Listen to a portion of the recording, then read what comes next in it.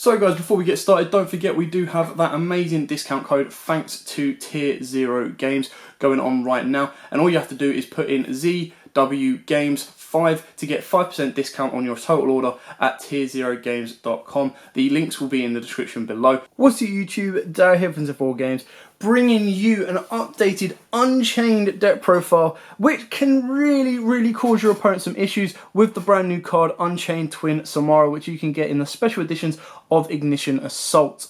So before we get started, please like this video and subscribe to the channel so you do not miss out on any further videos, whether it be profiles, combos, especially with DDDs and Martial 5 around the corner, ban lists, and of course full-on discussions. We've also been bringing you daily polls and of course news releases through the YouTube channel on the community zone as well.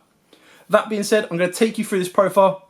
This profile is all about controlling your opponent. What better way to start MR5 or to finish off MR4 than playing a very powerful and fun link deck that controls your opponent's special summon. And that is exactly what Unchained do. So, without further ado, I'm going to take you through the profile and show you exactly what we got and explain exactly why we have it. So, we start off with the twins. And it says twins, but there's actually 3 of them now. So, it should be Unchained triplets. So, you've got Unchained Twin Aurora. This is the first and most important monster of the deck. The reason this is so important is because you can target one card you control, cannot special summon monsters for the rest of the turn except fiend monsters, destroy the targeted card, and if you do, special summon this card from your hand. All the Unchained cards share the same effect that if they're destroyed by battle or by card effect except their own effects, you get to special summon one Unchained monster from your hand or deck. The link monsters let you add a card from your graveyard back to your hand.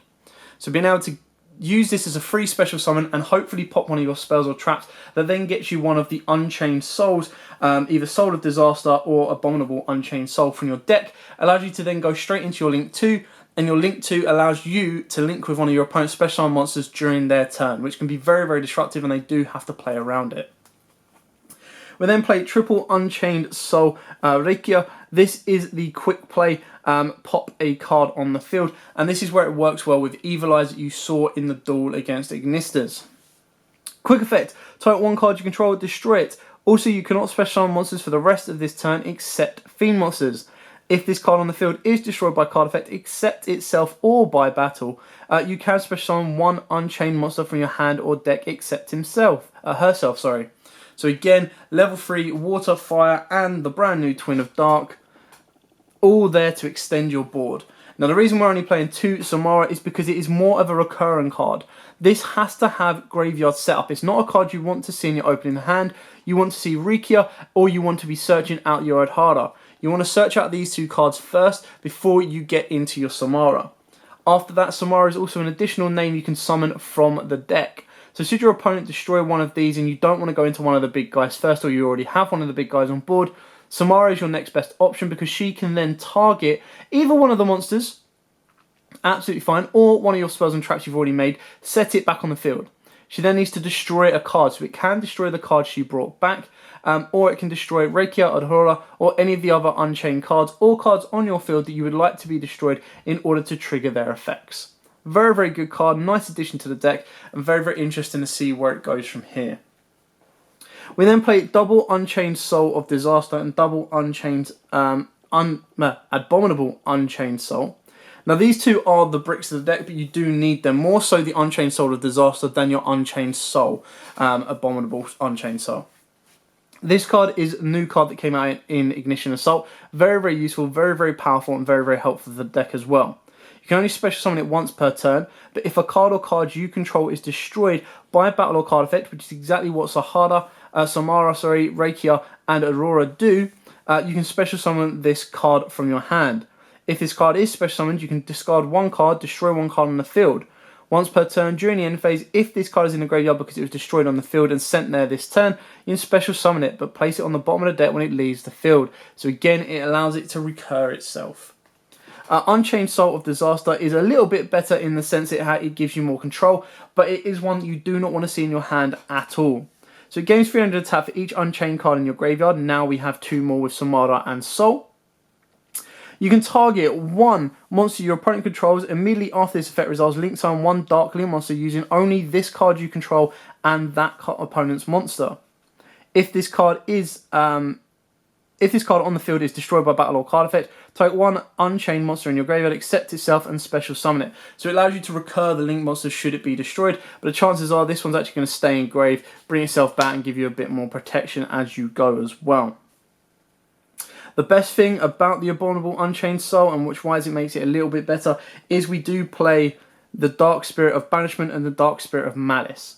So both of these cards are incredibly powerful in this deck, especially when you've got a 3k defender and now a 3k attacker. So Banishment, if your opponent monster attacks at the start of the damage step, you can send this card from your hand or field to the graveyard. Now because it's damage step, they cannot call by the graveyard. Target one level 8 Fiend monster in your graveyard and special summon it, but its effects are negated. And if you do, change the attack target to it and perform damage calculations. So they are going to be running into a 3k wall. Nice. Malice is when your opponent activates a monster effect, activates a card or effect. Quick effect, you can send this card from your hand to the graveyard. Target one level 8 Fiend monster in the graveyard, special summon it, but its effects are negated. If a level 8 Fiend monster is sent from the field to the graveyard while this card is in the graveyard, you can add that back to your hand. So these two just recycle themselves. And what makes these even better is you can summon them off of your Tour Guide of the Underworld, which is now at 2. Yeah. So, Samara is a normal summon, your Rekia is a normal summon as well, but Tour Guide is also your normal summon. So if you combo this off nicely, you can normal summon Tour Guide, special summon either the spirits from the deck, or you can special summon out your Rekia or Samara, pop them with your Adhora, and then you get to extend your plays further from there because you'll get straight away an instant link free. Another card, because we are still playing the trap version, that you can bring off the Tour Guide is Lilith, Lady of Lament. Now the reason this is good to bring off of Tour Guide is you can tribute herself, and as long as you tribute herself, you then get the effect to go off. If you tribute anything else with Lilith, the effect will not go off because its effects are negated under Tour Guide. Now one thing I need to mention, the way the combo works, Tour Guide will summon out one of the Banishment or of course the Malice. You would then link these two into Cherubini. Cherubini would then send the other one. What then happens there is, as long as you've got the ability to use your Adhora effect, you'd pop use Aurora's effect to special summon itself by popping one of your spells and traps. That then lets you bring out a level 8 Fiend monster. You then link the level 8 Fiend monster with your Adhora, and bring out your link 2 or link 3 or 4 should you wish, because you've got Cherubini. That will then allow you to add Malice and of course Banishment back to hand as well. So it's a nice little combo that gets those both to your hand. So it gets them out of the deck as well, which is great. And then it also means you've got a link 2 or a link 4 that you can play around with and control your opponent with. Moving on to the spells, we play Triple Abomination's Prison. This basically allows you to add one Unchained card. This is your rotor of the deck. It is a hard once per turn. If it is destroyed by card effect, you do get to special summon one Unchained from your deck. So it has multiple effects. You can only use each effect once per turn. So even if you open up multiple, you search one, pop one, and you're still good to go.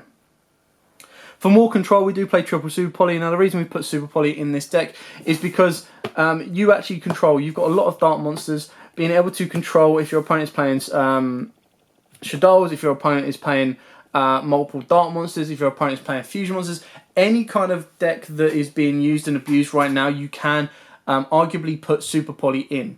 Now, imagine this. Your opponent makes, don't know why they would, but let's say your opponent makes Construct. You then use Unchained Soul of Rage to link up with your opponent's Construct and make your link free. Your opponent then goes, that's fine. I'm going to build my board and I'm going to end on a window. I'm going to end on something you can't destroy. You just go Super Poly, use their window and their face down Falco and make your own window. You're then sitting on a link 3 that can then choose one of your opponent's monsters and link with it to go into a link 4 and a window.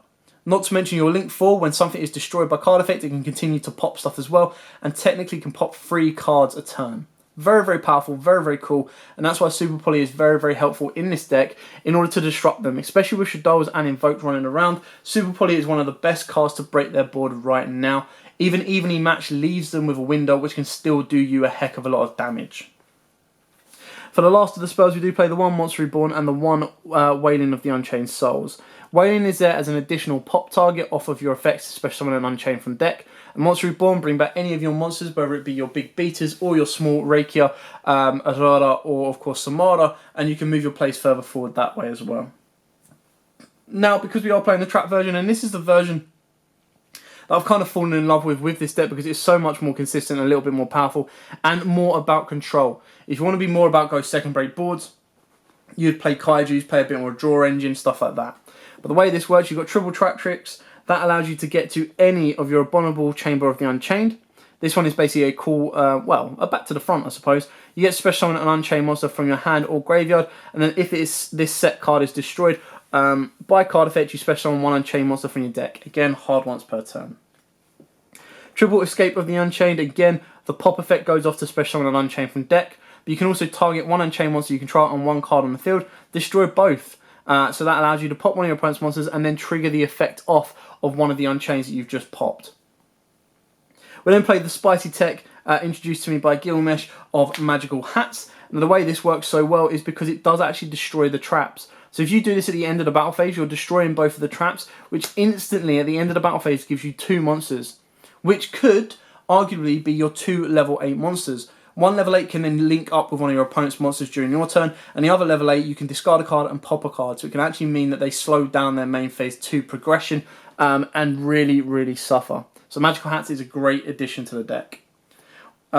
Next up, we do play Double Compulse. Now, I'm actually considering taking this out completely. It is a 41 card deck at the moment. If I was to take both of these out, I would put Torrential Tribute up to 3. And the reason I'd put this up to 3 is because it destroys all of my monsters.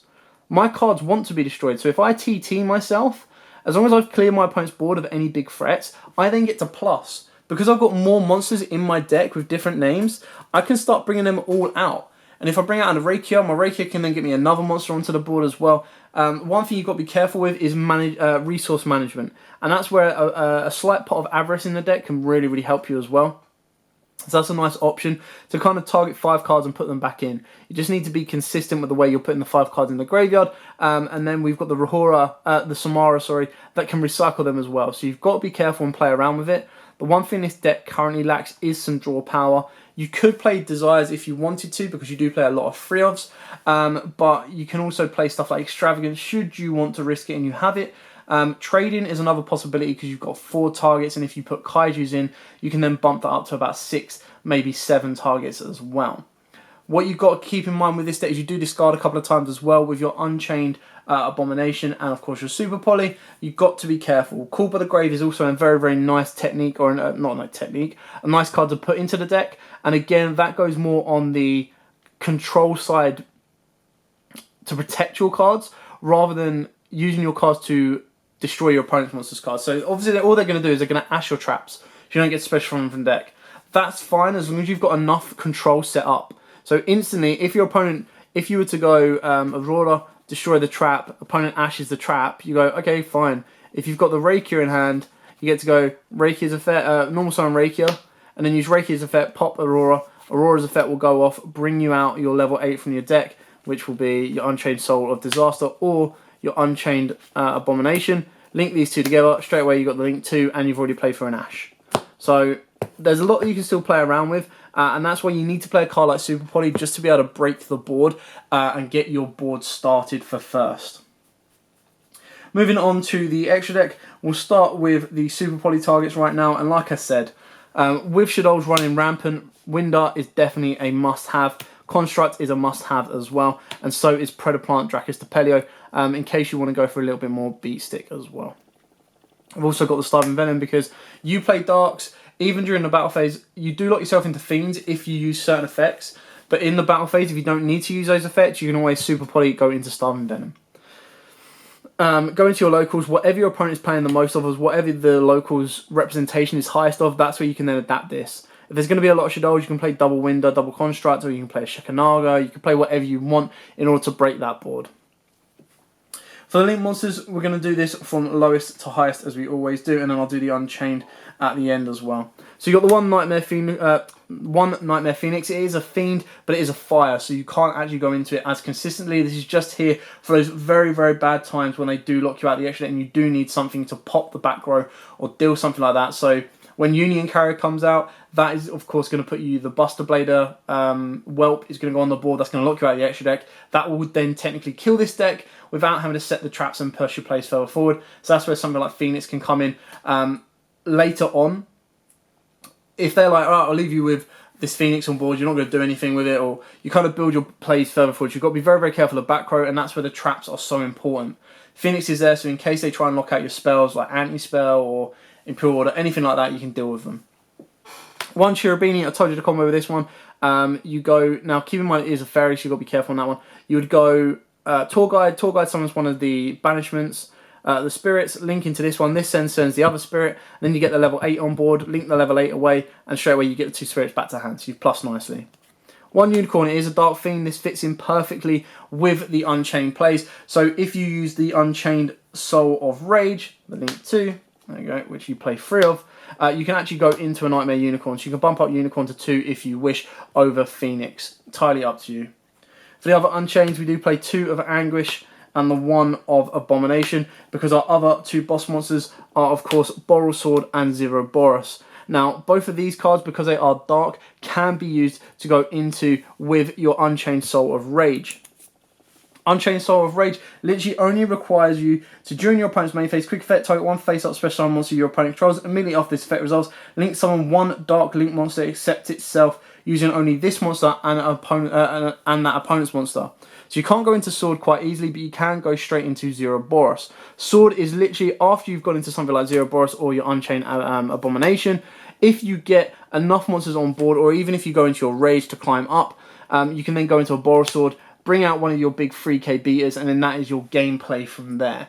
The extra deck is up to personal preference. All you need is 3 Rages, at least 1 of the Anguish, if not 2, and at least 1 of the Abomination. That gives you your Unchained engine to climb up. I then advise playing a Unicorn. I then also advise playing Zero-Boros, because the 2 that you go into during your opponent's turn need to provide you with additional disruption. And that's where Unicorn is so important and Zero-Boros is so important, because if you've got one of the trap set, you can trigger Zero-Boros and that will end pretty much anybody's turn. That then allows you to bring back a nice big beater in Zero-Boros that can then trigger itself's effects again and constantly keep disrupting your opponent. Not to mention that if you were to go Zero-Boros, if you put it in the zone so your opponent can't use any of the zones, great. If you put it elsewhere and then you take up the other zone with your Unchained Soul of Rage, if they were to put it in the zone that the Unchained Soul of Rage points to, not only would that trigger Zero-Boros, but you could then try and trigger your Unchained Soul of Rage to get rid of it rather than banishing it. So you do have a lot of synergy plays as well, and Zero-Boros is just a nice, relatively budget option for a beat monster as well.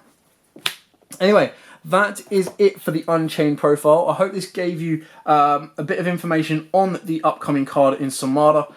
Pick yours up from your special editions. The best thing about the special editions is because the promos are so specific and deck specific, they might not be as bought as or as readily available as you might first think, but it does also allow you to pick them up on the cheap as well because they are so specific.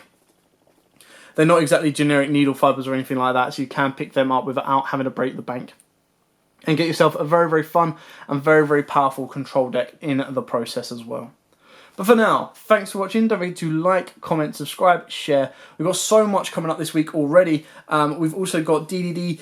We've had the DDD profile and the DDD combo. We've also got an Earthbound profile requested by one of you guys out there as well. We've got the Unchained profile coming out, which is this video here. We've also got the build up to Dual Overload, where of course the second that drops, there's going to be so many decks updated. You've got your Trap Tricks, you've got your Synchrons, you've even got Dark Magician that can play a part with the Predaplant. You also have anything else like your your Raid Raptors, sorry. So many decks abuse Needle Fiber, so many decks abuse the Predaplant Anaconda. Just from those 4 cards, there's enough to expand and go absolutely crazy for. Not to mention Endymion as well. There's so many decks that are going to be updated. So you put in the comments below which one you want to see most and which one you want to see first. And we'll be happy to put that together for you. But like I said, thanks for watching. Like, comment, subscribe, share. And as always, guys, happy dueling.